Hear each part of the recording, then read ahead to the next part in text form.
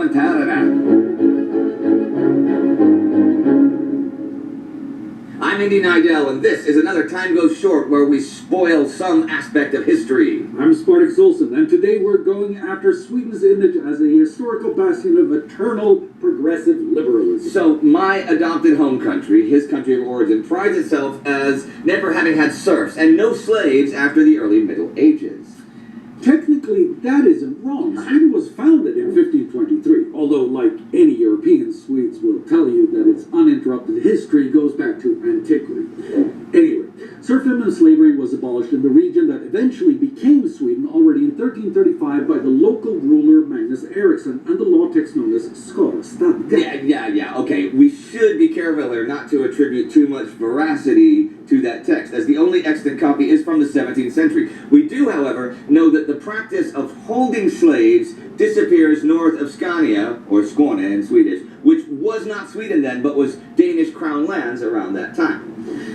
Which, by the standard of the time, is indeed some remarkable social progress, as across the rest of Europe, and the world for that matter, a huge amount of people lived as indentured farm workers that could be sold or traded with the land they worked. Now, that could create a labor shortage for big landowners, right? Except Sweden at the time is located in a huge wilderness and has almost no people. And that isn't true in 2021?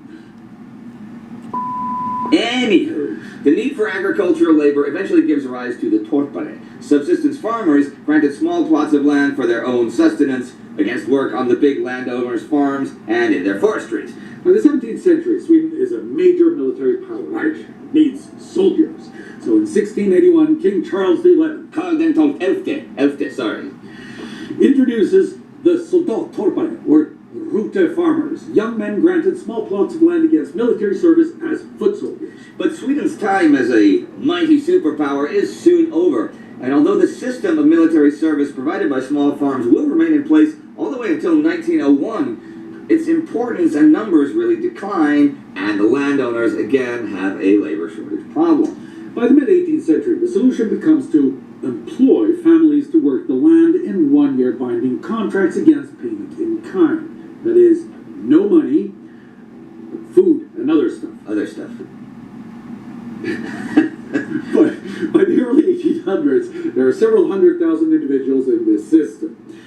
And remember, Sweden has very few people. By some accounts, as much as 40% of the population are caught in the statary system at its height.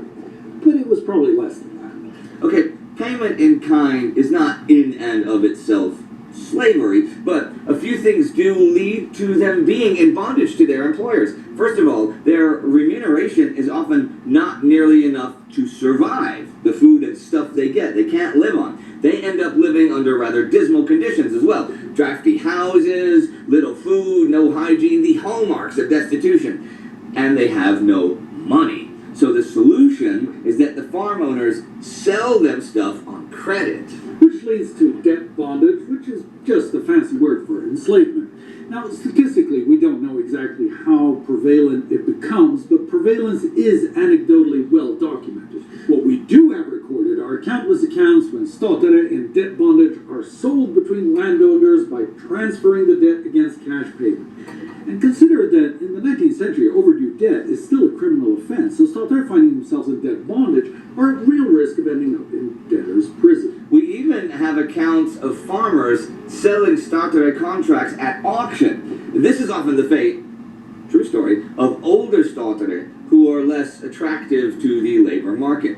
With no practical prospect of free choice of contract, they are de facto an unfree tradable labor commodity. Then there are the rights of agricultural employers to exercise executive violence under the legislative law. Before the 1830s, the head of the household even has the right to exercise corporal punishment at will on members of the household, including employees.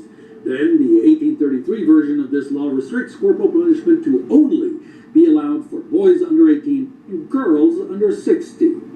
Okay, I'm thinking about that, and that sounds like a whole new bucket load of problems right there. Okay, anyway, even after 1833, the master of the house retains the right to dock payments, impose forced labor, and many other things at their own behest. They can even get help by the police to enforce this without going to court.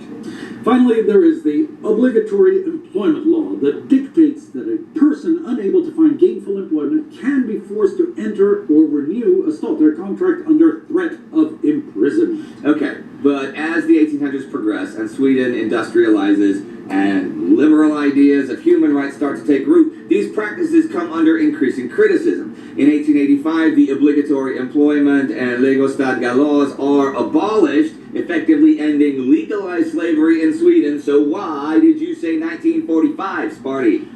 Well, while the laws creating a compound of serfdom changed, the Slaughter system of work against subsistence payment in kind is only abolished in a collective labor agreement that enters into effect in November 1945. November 1945. Gotcha. 1945 it is. Now, we're fairly sure that any fellow Swedes out there who are by now steaming from their ears will also take great pleasure in our condensed debunking of the Vikings, which you can check out right over my face. Subscribe and join the Time Goes